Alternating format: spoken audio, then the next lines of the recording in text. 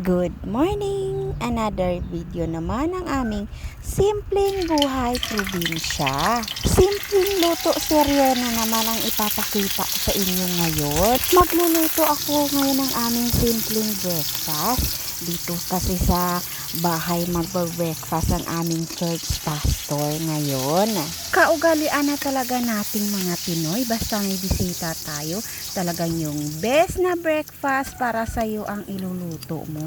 Di ba agree ba kayo dun? Kung kami lang naman sa bahay or pag wala kaming bisita, simple lang yung aming breakfast, isang putahe lang. Hindi kagaya itong niluto ko ngayon na meron kaming napakita ko na sa inyo, yung hotdog, at ngayon naman magluluto ako ng sunny side up na itlog. Habang niluluto ko itong aming sunny side up na itlog, gusto ko kayong batiin ulit ng magandang umaga. Greetings from the province where the mountains meet the sea, Lawaan Antique. Kung bago lang kayo sa aming Facebook page o YouTube channel, ako si Jen, asawa ko naman si Cha.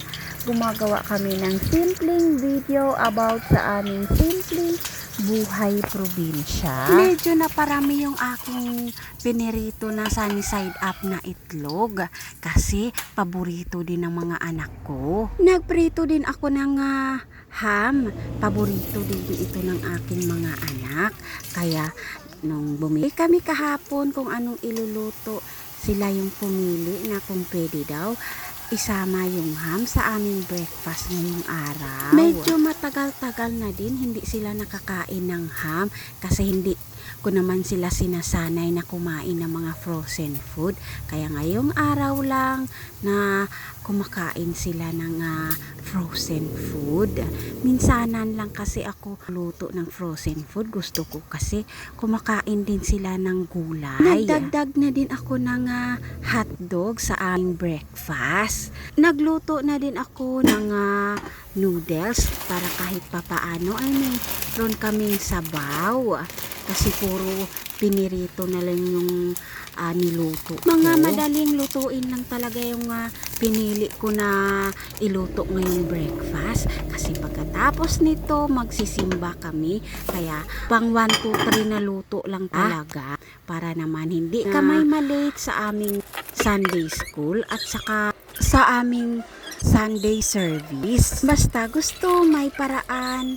At kung ayaw naman, maraming dahilan. Kaya ngayong umaga talagang pinili namin na yung mga madadali lang talaga para hindi kami malate sa activities namin sa church ngayon. Nakatuon kasi ngayong month na yung aming meals fellowship kay pastor, araw ng Sunday. Kaya eto mga madadali lang talaga na lutuin yung aming niluto for this meal fellowship. Pagkatapos ko magluto, nag-set up na din ako ng table para ready na pagdating ni pastor, ready na kami mag-breakfast. Ito talagang si Inday Chloe, hindi talaga nawawala ng kaartihan.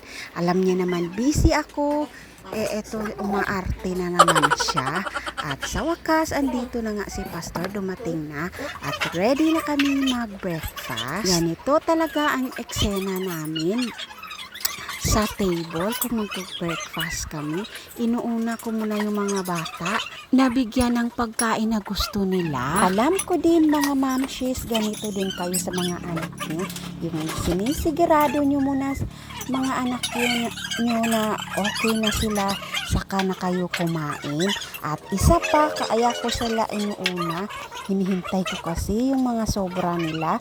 Sayang kasi kung itatapon, ako yung tumatapos ng kanilang pagkain. Kayo din ba mga mamshis ganun? At hanggang dito lang muna ang ating video sa araw na ito.